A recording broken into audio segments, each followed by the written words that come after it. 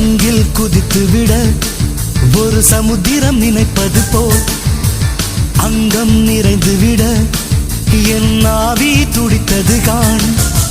தேடி கிடைப்பதில்லை என்று தெரிந்த ஒரு பொருளை தேடி பார்ப்பதென்று மெய் தேடல் தொடங்கியதே. வாழ்ந்த வாழ்வனுக்கு வாழும் நாட்களுக்கும் பொருளே நீதான் உயிரே வாராய்.